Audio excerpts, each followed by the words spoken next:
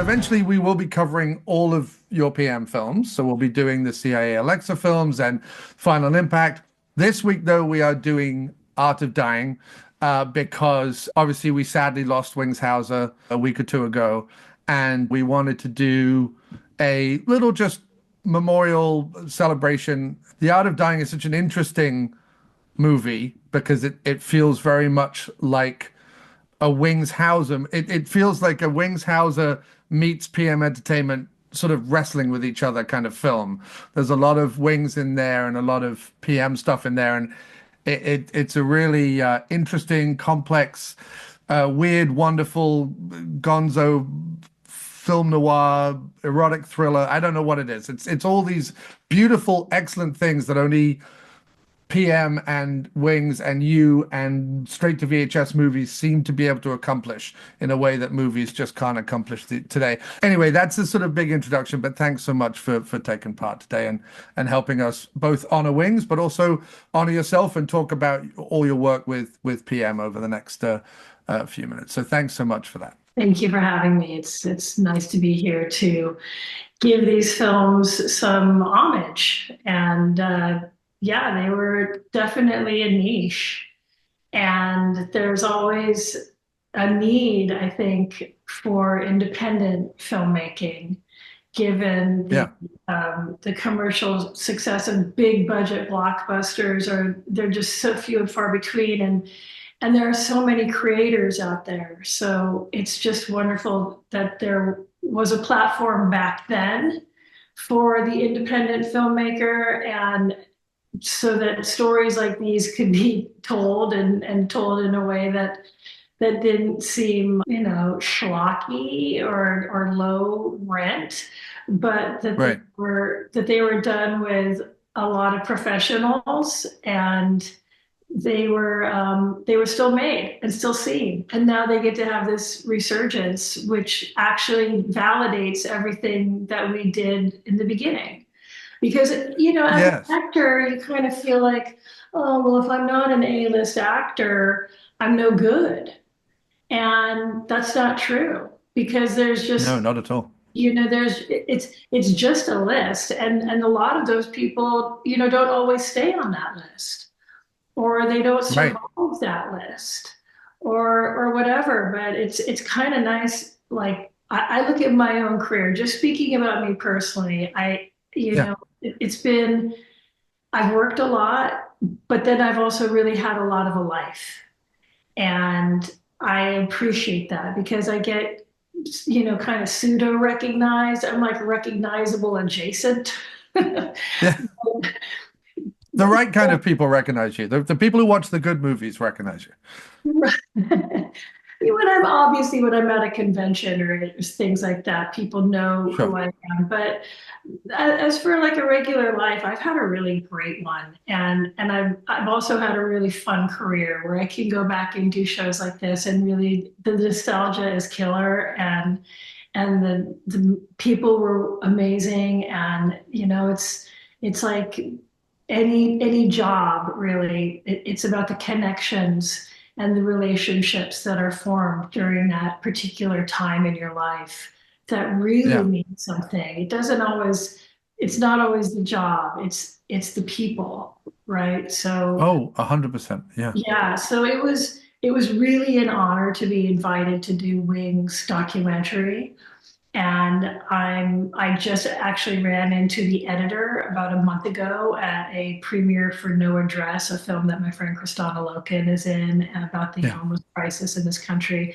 And Bill happened to be there, and he was like, "Oh my God, I've been looking at you all day long," because he's been in the riding up the elevator together at the DGA.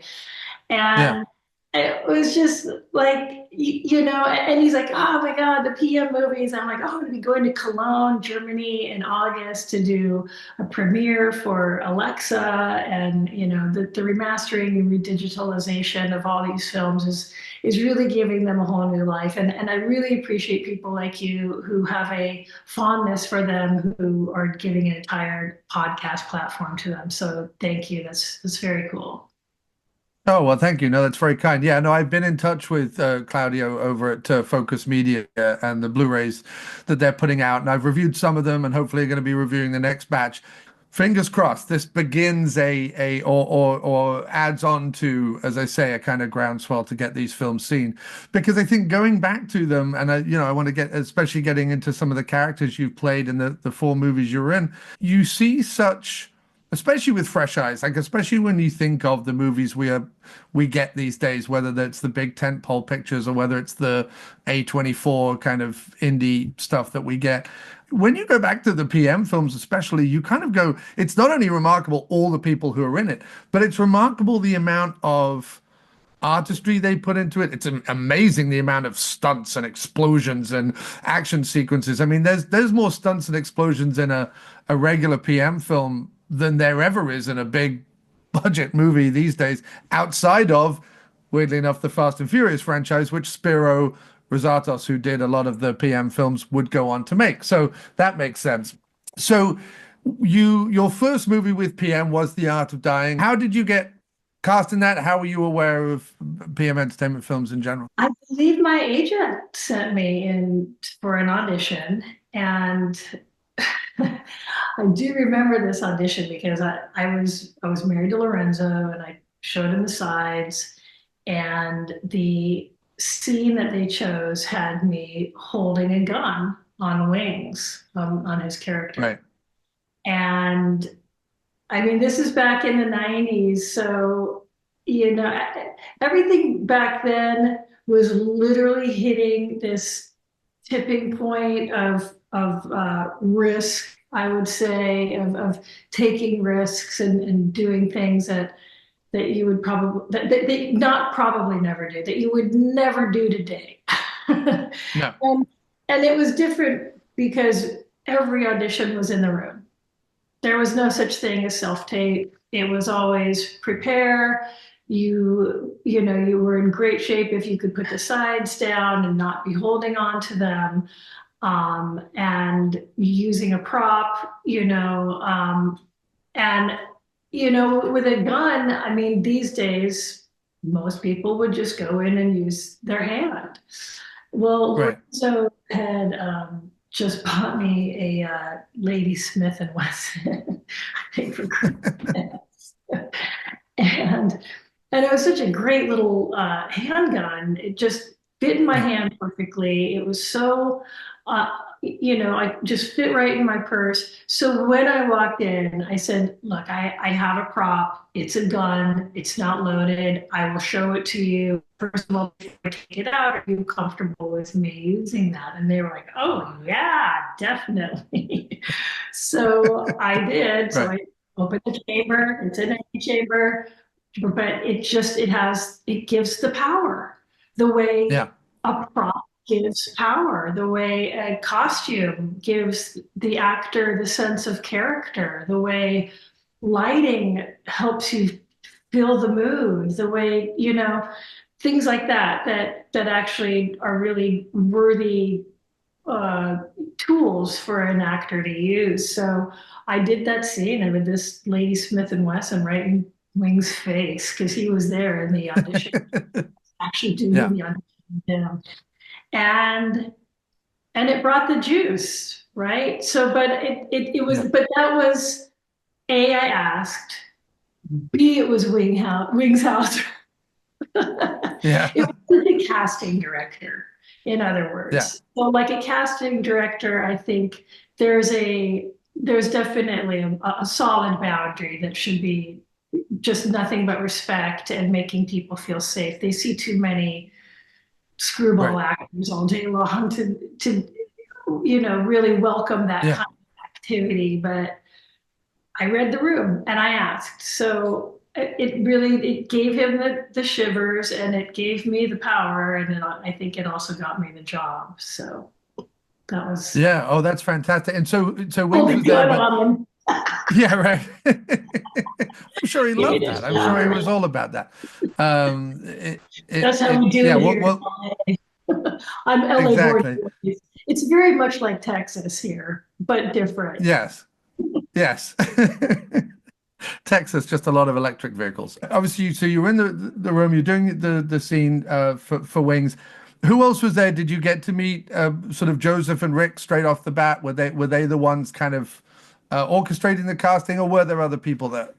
I don't think Joseph or Rick were in the room. I think they were Okay. really just leaving it up to Wings. There might have been an assistant in there filming it because they Yeah. usually put everything on like a VCR so they could Yeah. go back Videotape. Yeah. and watch. And, Rick Pepin was the DP of Yeah. He filmed it. Yeah. basically, right. He was the camera operator. He shot everything. So he was just always on set. He was never really Yeah. in. And Joseph did a lot of directing too. So he was, but yeah, I mean, that place was a bona fide factory.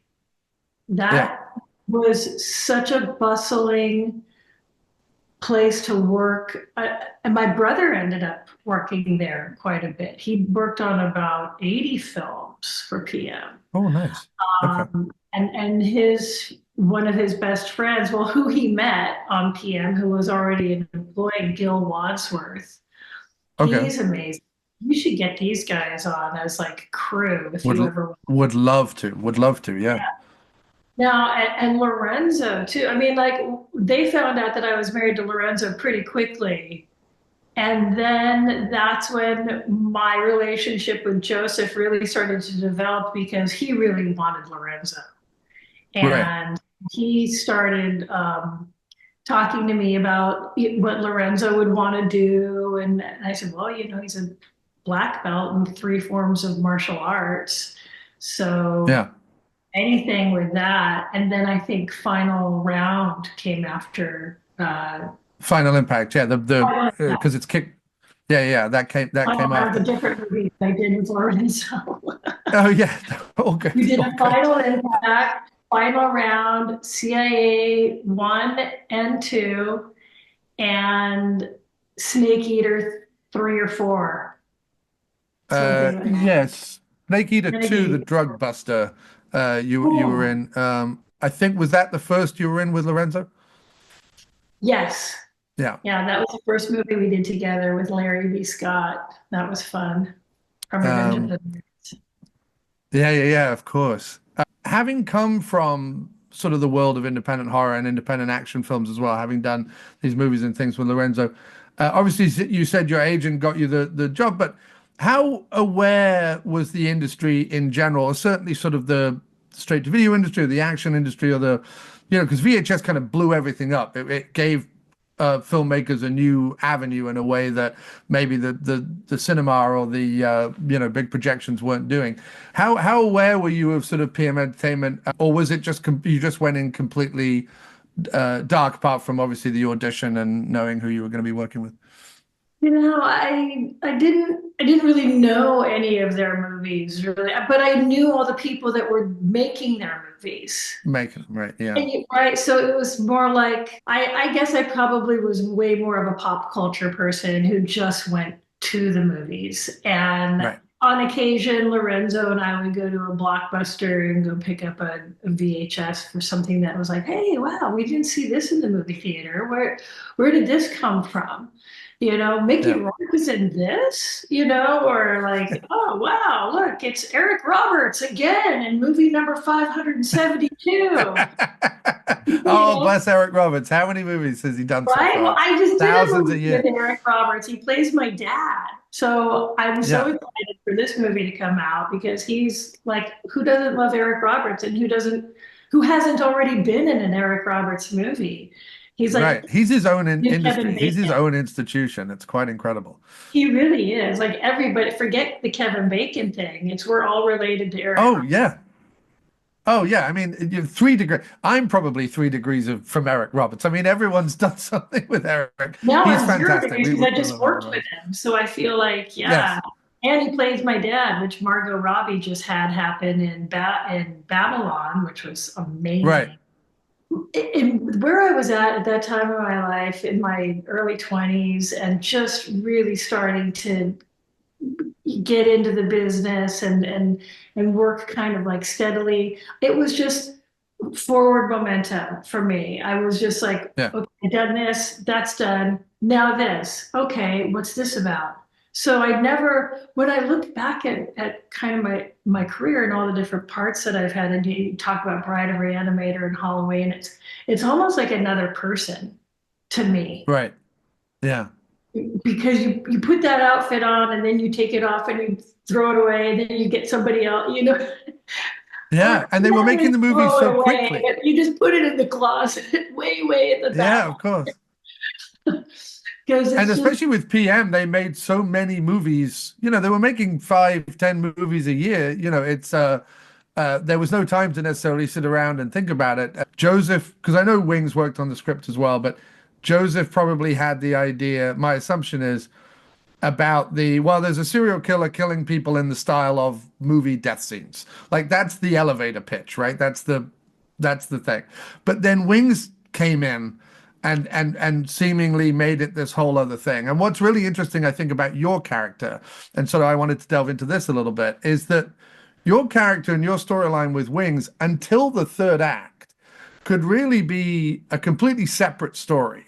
Because I think what's so fascinating about what Wings is doing in the movie, whether he knew it or not, whether it was intentional or not, is he's sort of showing vulnerability, confusion. He's even not afraid to show, obviously, his drinking, other things that were going on about this guy who is, a guy from the 70s who's now entering the 90s and having all these thoughts, conflicts, confusions, questions, whatever it is. And weirdly, his character is not very judgmental of it. He's just very questioning of it and frustrated and confused. And what's really interesting about your character, and I feel that you bring this to certainly the 4 p.m. films you did, but most of the films that you've been in, there is this. Your character feels very self-assured, very confident. She knows who she is. She knows kind of where she wants to be going in this world. You're very, if you don't mind me saying, like sex positive. Like you're not. There's no judgment about some of the sexual things that you at least talk about in the film. And so it makes for this really interesting, with modern eyes, going back looking at it with modern eyes that may not have been on set at the time, but it gives this really interesting dynamic because Wings is showing this like masculinity in decline kind of thing that was sort of happening in the 90s. And you're showing this very, I think, could be seen as quite a feminist position in a way. So talk a little bit about that. Talk a little bit about the dynamic between you and Wings, and also I think some of the trust that must have been involved. yeah, that's for sure. There was a lot of trust. I mean, and I think it started from the moment I walked into that audition room, you know, talking to him about, look, I'm already taking a risk here by bringing in a prop that could be, you know, a just completely rejected. No, don't do that. And you know, but he was so welcoming from the get go, and because I think I was bringing something to the table that showed a lot of courage, kind of, you know, like, hey, look, Definitely. I'm very comfortable with this. I'm comfortable even traveling with it in my purse from my house to this audition room. So I think that because of both of us having a very strong sense of self, and Yeah. yes, he did want to show a solid vulnerability to his character. And with that, the female counterpart wasn't going to fall. She was going to rise and lift him up. Yeah. And I thought that that was a really great dynamic too, because that was part of our culture. And I mean, who knows? It's probably just always been part of our culture. Yeah. We need to raise each other up when someone's feeling weak and vulnerable, and the strong need to come in and go, here, we got you, whether it's a man or a woman, you know, either or, it really Oh doesn't yeah. matter. I don't know that, you know, because in the end of this movie, I'm like the damsel in distress tied to the train tracks of the original Right. talkies. Yes. Now Yeah, I'm just which it now I'm just Burning Man style, yeah, right? So yeah, yeah. it's literally like, I mean, there's so much metaphor. Burn the witch at the stake, you know. There's anything to do with fire is just so violent and Yeah. horrific to begin with, and it's one of those things. Whenever I see stuff like that in cinema, I just think, is it worth it to try and save the person? Because the aftermath of that is going to be so horrible. I mean, what it does to our psyche, seeing anything burn, like we're just fascinated by the flames to begin with. Yeah. It's fire, it's out of our control, or is it? It's all has to do with time, you know. So Mm. that was really what was one of the biggest nemesis in the film, I thought, and they really used that because that, you know, time is either your friend or you're running against it or you're running from it or, you know, you're trying to stop time. You know, it's things that are Yeah. just impossible.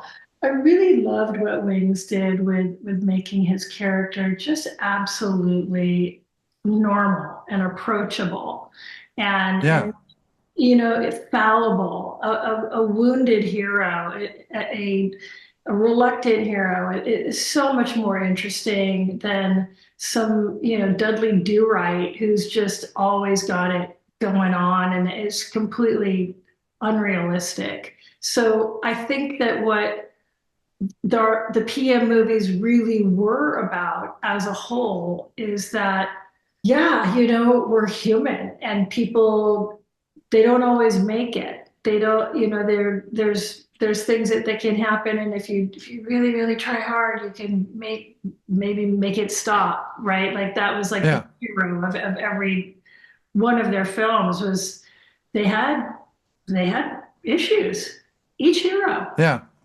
Yeah, So no, definitely. And Wings also seem to have a great sense of humor.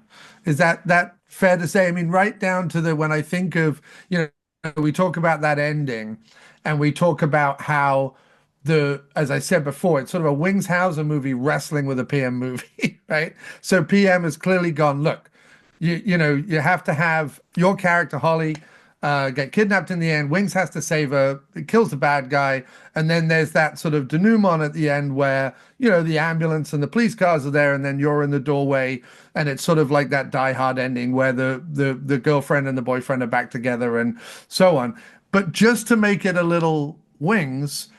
There's a guy in because it's also a commentary on Hollywood, the place, not the movie in factory, but the place, Los Angeles, Hollywood. So right at the end, there's a guy with a pink speedo on that's right up his butt crack as he rollerblades through the scene, which feels like a very kind of Los Angeles in the 90s kind of thing to happen anyway. Right down to the point that I asked Joseph about that scene. I said, is that like, did that just happen and Wings kept in the movie? Like, did someone just rollerblade through the set or did Wings put it there? And he said, I think Wings put it there. So that to me is just a great way to kind of, then he pans off to the Hollywood sign. It's just a great way to end the movie to kind of be like, in this city of madness, you know what I mean? In this city of just sort of random, wonderful, bizarre things happening. There's also this sort of seedy, weird, dark underbelly. And then there's people at 2 a.m. rollerblading around in a pink speed.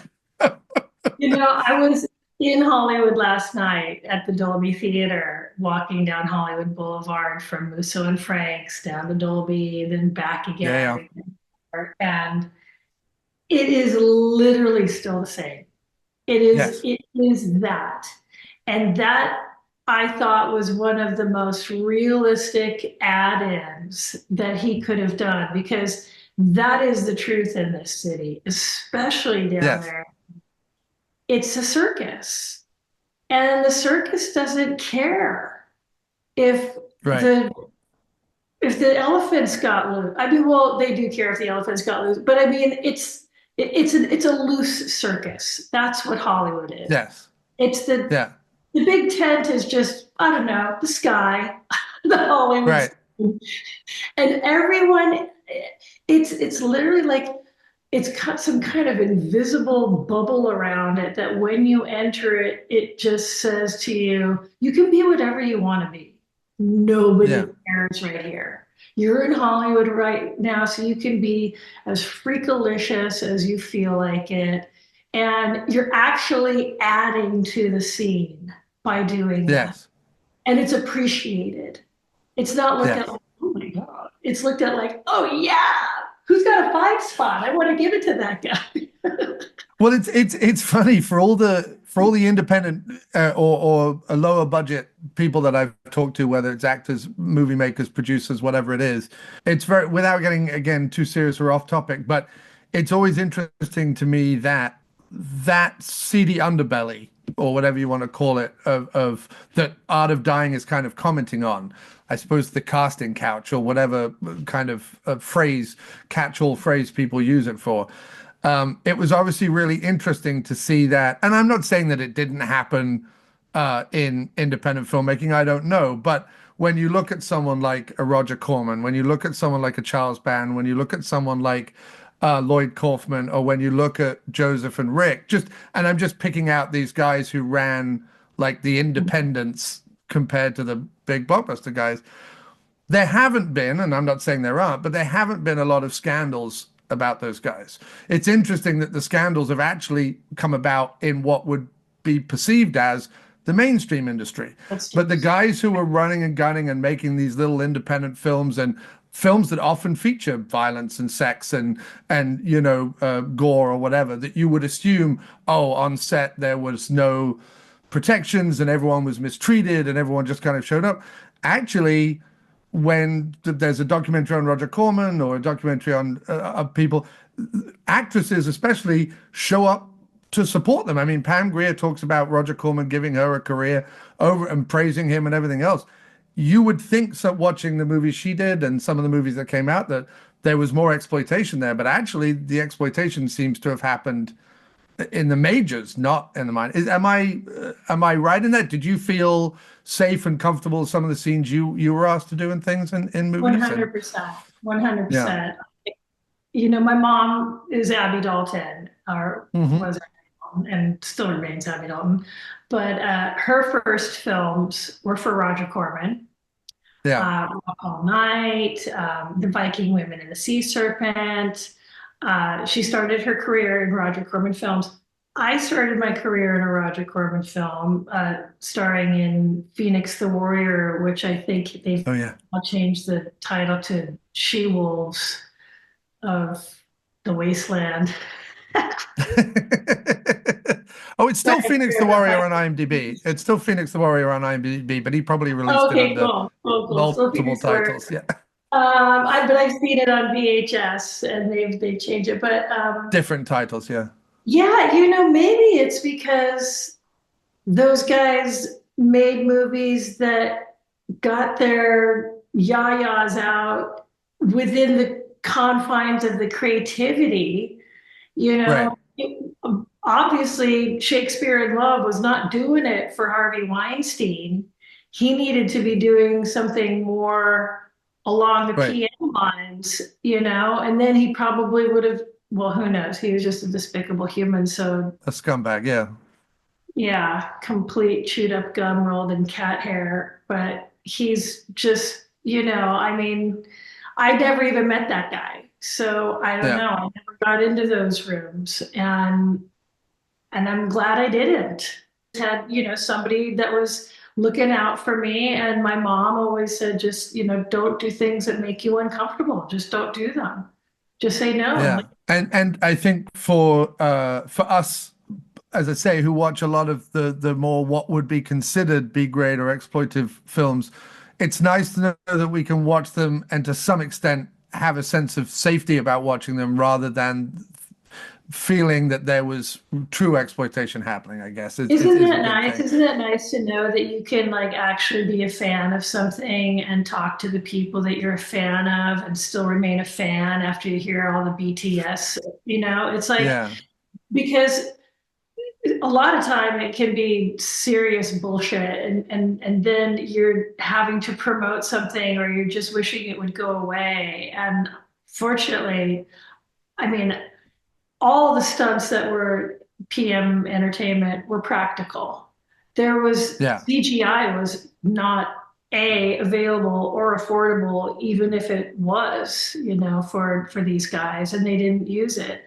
So everything you see is like that's a real person doing it, running from that explosion, being ramped on an air ramp, or being pulled by a wire, or falling off a building. Burning high falls were legitimate burning high falls. Yes. And there's it's weird because they're smaller films, so you kind of but you're still risking your whole life. And people were safe on these movies Yeah. because they really took the time. They call it the pyramid: quality, time, or money, and they say you can't have all three. But I think that you can definitely do your best Yeah. to make that happen. And I think because Rick and Joseph were so good at this formula that they had created, and the people that they had working for them, and everyone took it very, very seriously. It was, I mean, we didn't have intimacy coordinators or choreographers, whatever they call them, but I never felt I never felt compromised, and I never felt exploited, and I always felt really championed, and it was always an honor to be asked back to do it. Yeah. Last couple of things on Art of Dying before we sort of talk a little bit about the CIA films, because you bring up the stunts and action, and obviously you do a lot more of those in the CIA films. It also feels watching it, and I feel like this way watching a lot of Wings Hauser movies, that there was a lot of improv as well, and a lot of exploration almost of the characters and things in the scenes. Talk, how much was on the page, and how much of it did you and Wings figure out yourselves? I honestly, I don't really remember improving too much, but we probably got whatever was on the page. And because he was the director and the actor, I think he would allow for, like keep it rolling, just whatever feels natural. And yeah, it was just completely a pleasant experience. There was never a moment where I thought, "Wow, we're really going off book here, and where is this going now?" I mean, I always felt like we were going towards the same destination. I know how I toil over words when I write, and Yeah. you want a rhythm, you want uh, a freshness in every scene. And what can happen, I think, sometimes when people do a lot of improv, and you might be repeating words that were in a scene before that you were never in, and Yeah. now they cut the film together and people are saying the same thing. I don't know. There's just certain things that can happen along those lines. So Totally. Yeah. they always had a script supervisor, which I feel for any independent filmmaker, that's one job title that you don't want to scrimp on. That's a Right. quality job that really keeps, they call it the Bible for a reason, is because it's the words Yeah. that were toiled over by somebody who counted them and looked at them and made the page count right, and signed off on it and said, okay, this is it's not it's not a blueprint. I mean, it is, because there's three movies you make: the movie you write, the movie you film, and the movie you edit. Yes. But it is the blueprint for the actors to follow and get as, letter perfect as possible without making it seem awkward. I think that Wings and I, we rehearsed our lines, we read our lines, we were very conscious of what the story was, and yet we still were able to make it maybe seem like it was more improv than it actually was. No, I just mean that your chemistry on the screen, but also your some of the dialogue scenes as well. They have such a, and I know Wings had this tendency in general in his all his movies, but they have a very naturalistic feel to them. They have a very, the scene you were talking about where you are obviously pointing the gun, the audience doesn't know who you are. Are you who you say you are, or is it, a role-playing game or something? In that scene, once the facade, once the fact that you are role-playing and it's not a real thing breaks down, there's a real genuine just sense of naturalism, I guess. Just a real playful sense of you guys having genuine chemistry and having genuine, like these are lived in characters rather than these are just two actors doing a thing. So, and I always look out for that, and it always feels like when sort of Wings is doing, when he's sat on the beach later and he's ranting about something, you often wonder, you go, well, how much is that just Wings spouting whatever's is on his mind, or how much was that on the page? So it's very interesting to me because I think it adds a whole extra layer to the performances you're both giving, that so much of that was on the page, because I'm like, that's incredible because you both present it so believably and naturally, and like I say, you're both unafraid to show vulnerability, but you also in a genre that was traditionally, filled with masculinity and bullshit, to be honest. You Well, bring such strength and vulnerability, yes, but you bring such strength, and as self-assuredness is probably the best way, and it works so well, counterbalancing, as I say, Wings is kind of confusion at where he finds himself, I guess. early said it, that it's about trust, and trust is plays such a massive part in this type of artistry, Yeah, and the days are so long on a film yeah, set because it just feels like you're moving through ether. Everything just seems to be on slow motion, even though everything's happening fast and people are moving and doing their thing, but they're lighting the scene and you just have to create this kind of trusting relationship so swiftly. But I think yeah, because Wings is just Wings, and I just adored him instantly because he was so willing to play and willing to hear ideas, and just like he's like a big teddy bear guy that just loves this type of sandbox, and because of that it just made it so relaxed to work with him. So I think that yeah. what you saw was such a comfortability factor that was able to create an instant relationship, which And did you guys stay in touch over the years? Did you become friends, or was it really just while really, making the movie? No. no, thank you, next. No, Okay. no, but what's funny is that his girlfriend, Darcy DeMoss, I've known since fifth grade, sixth grade, but since I was Yeah. 12, 13 years old, and we're still great friends. And I brought Right. her on to be a part of his documentary as well when they called Wonderful. me, and I was like, oh gosh, you gotta call Darcy too, because Yes. such a huge part of his life. In fact, that's Darcy on the cover of The Art of Dying. They Oh, in use, the red dress. yeah, in the red dress. Yeah. That's Darcy Yeah, yeah, DeMoss. yeah. Oh, that's fascinating. Yeah, yeah. Well, I mean, no one on the apart from the star, no one on the front cover of most PM films are in the movie. There's a Yeah, lot of like general just yeah, people or scenes or whatever. Yeah, yeah. It's just it's all cover good. art. So going on to CIA films, then obviously you mentioned earlier not only about the stunts but also about being a writer, and you get a story credit on the second one.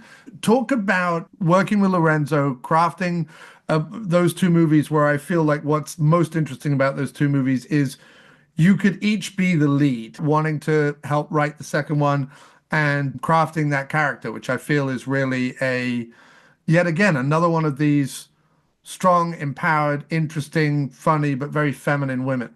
Yeah, the first one was so fun with Lorenzo and OJ, and then yeah, and then all that stuff happened, and they we went and sat down at Bob's Big Boy and talked about the second one, and I talked about it with the writer, and I just kept coming up with more and more ideas for where the character was going. He's like, you should have a story credit. I said, okay, cool, great. I'm here to just keep adding, to lend.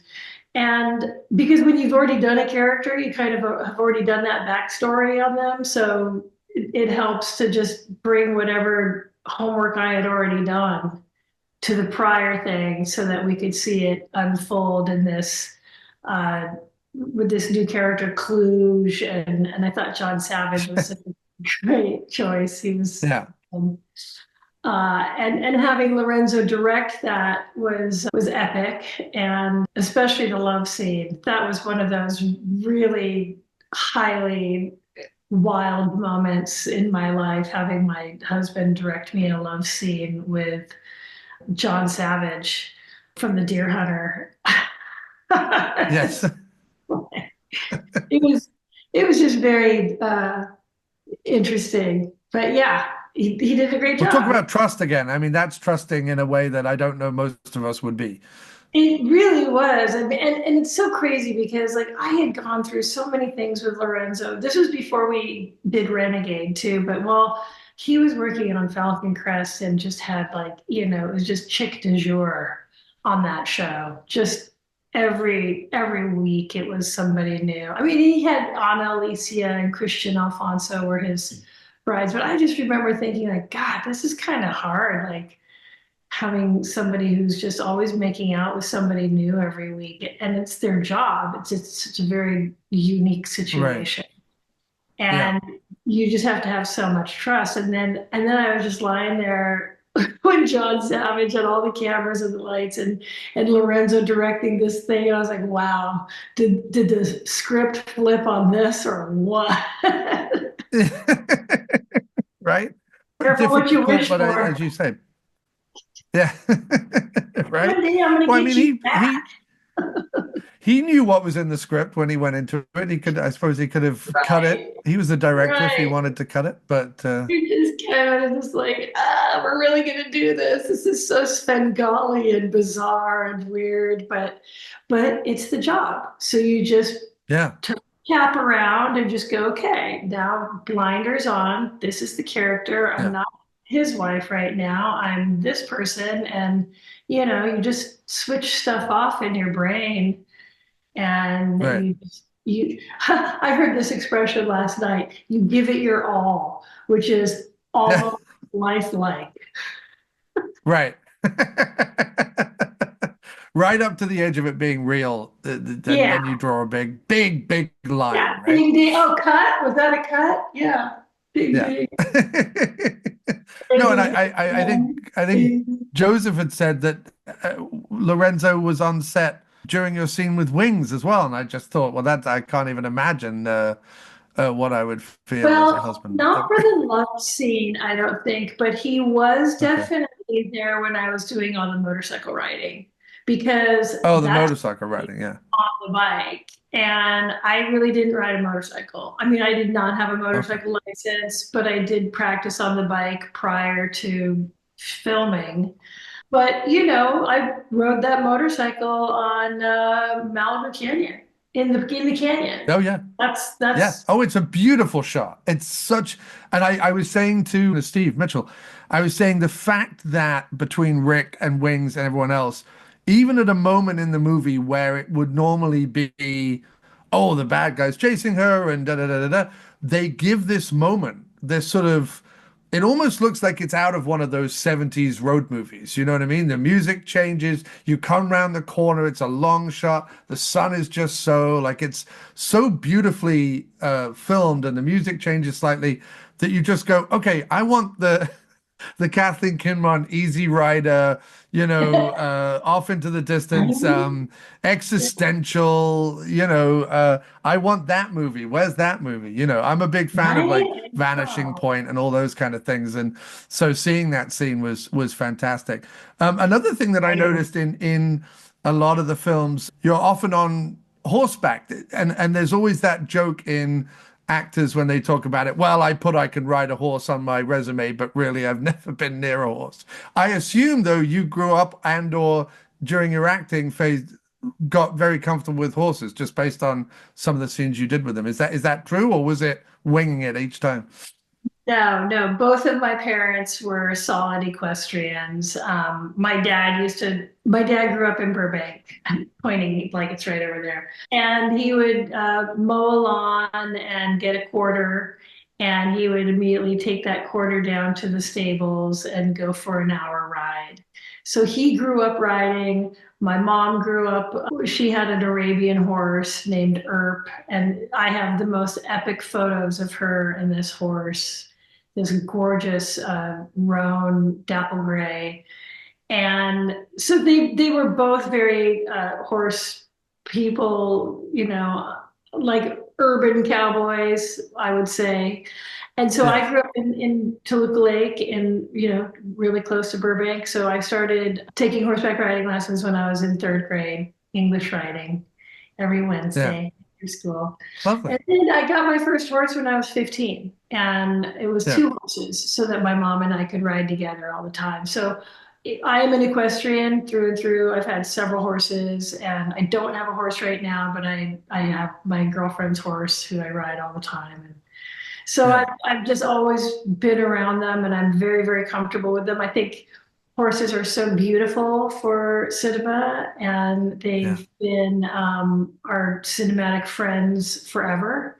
And I think that it adds a certain power to somebody when you see them on horseback. And it really gives them some flair when they actually know how to ride. And the horse yeah, looks comfortable, and the shot is cool, and it gives it this like boom, boom, boom, boom, There's something about the horses. And I just want to say about that motorcycle shot, I think that it's a very smart thing to do as a filmmaker to add things like that, because what that does is it gives the audience an opportunity to breathe and yes, reset for the next cool thing that you're going to show them. And if you don't do that, you're just hitting them, ramping, ramping, ramping. And then you just feel like, God, I can't take it. It's such an onslaught. But if you draw them in with cool, beautiful moments in between all the explosions, then you have a real ride, you know? oh, And I agree. 100%. Obviously, in CIA 1 and 2, especially in the second one, there's a lot more action. There's a lot more fighting. Obviously, in the end of Art of Dying, there's that scuffle you have with the bad guy as well. Just talk a little bit about kind of training for that, executing that, and whether you were comfortable with that. Obviously, Lorenzo came from a martial arts background. Did you have similar interests? yes, I mean, I knew that I was going to start getting cast more in physical roles. I've always been an athlete, and I think that that's where my core really lies in Yeah, in like who I am. If I was to describe myself, that would probably be the first word out of my mouth, is that I'm an athlete. So it was a natural progression to go and start taking some taekwondo and just getting comfortable with getting on the ground and stretching and learning how to throw a proper punch and a kick, and certainly not bad skills to have anyway. So I took some taekwondo. I never went past a yellow belt. What I know how to do is TV karate. And right, it's all about selling it and working with people who also know how to sell it. So right. learning that type of choreography, because it really is, it's fight choreography. It's different than any other type of choreography, is really about eye contact and distance. So, you're never making contact. And you're also going about three-quarters of the speed, maybe Yeah. even a little less. They don't want you going like bam.